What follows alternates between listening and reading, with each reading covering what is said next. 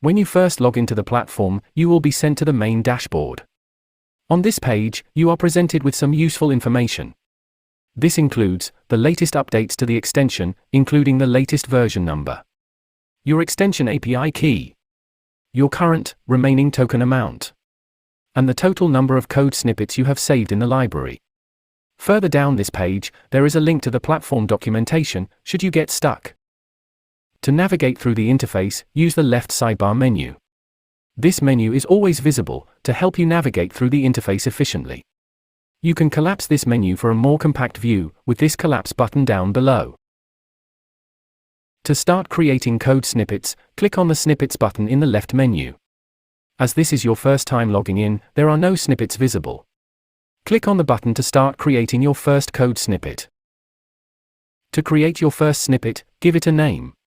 Insert some code into the editor. Select the code language. And create a folder for it to be saved into.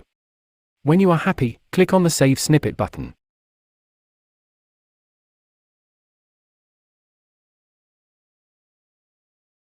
After saving your first snippet, you are presented with the library view. Each folder that you create is represented as a tab at the top of the screen. As your snippet library grows, you will be able to sort the snippets by name and by the date it was created. When you select one of these folders, only the snippets saved to that folder will populate the list underneath. From this screen, you can see the snippet we just created. The name, language, and the date it was created is visible on each snippet item. To delete a snippet, press the red trash can. It will prompt you to confirm you want to delete the snippet. Please take note, if you choose to delete a snippet, we cannot retrieve it. As the platform has been secured to ensure that only your team have access to these snippets, there is no way to retrieve one that has been deleted. As we don't want to delete this one, we will click on the Close button. To edit the snippet we just created, click on the name of the snippet. As we defined the snippet language earlier, the code editor has provided us with syntax highlighting for that language. If you would like to change the language, select the appropriate language from the drop-down. You may notice this Saved alert appear.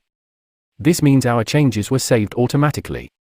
You will never need to worry if your changes have been saved, as all edits are saved on the fly. You can add notes, instructions, or further documentation to a snippet from this edit screen. To do this, you can either create a comment within the code, or by clicking the Show Notes button. Notes that are added in this section are not inserted into VS Code when you view a snippet. They are only visible on the web application. This can be useful for larger teams that need to add internal documentation or information for each snippet. Let's check out the organization page. In the General tab, you can change your organization's name and update the logo. The Extension tab will allow you to copy the extension API key for insertion into VS Code. In the Members tab, you can invite, delete, and transfer ownership of the organization to other members. From the Subscription page, you can view your current subscription and make changes to it with the Stripe Customer Portal. The Profile page is personal to each user. From the My Details tab, you can change your username, photo, email address, and password. The Authentication page allows you to link your Google account for added security, adding another layer of protection to your login method. Let's check out the VS Code extension. First, navigate to the dashboard or the Extension tab in the Organization page, and click the Copy button to save the API key to our clipboard. Select the Install Latest Version button to open the VS Code Marketplace page for the Code Snippets AI extension. Click on the Install button. This will open VS Code on your computer. Click the Install button and wait for it to complete the installation, then navigate to the Extension tab in VS Code, shown here with the Code Snippets AI logo. Click on the Settings button at the bottom of the window and paste the API key we saved earlier into the API key field.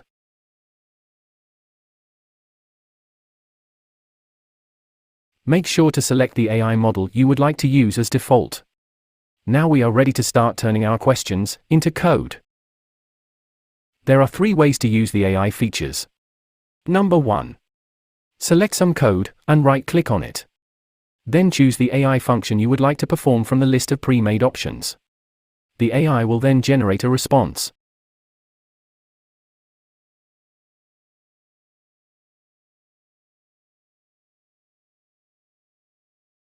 If the AI has generated some code, you can insert it directly into your file with the Insert button. Or you can copy the code to your clipboard with the Copy button. Number 2. Select some code and press Ctrl, Shift and A. Or Command, Shift and A, if you're on a Macintosh. An input window at the top of the screen will appear. Here you can add any question you like.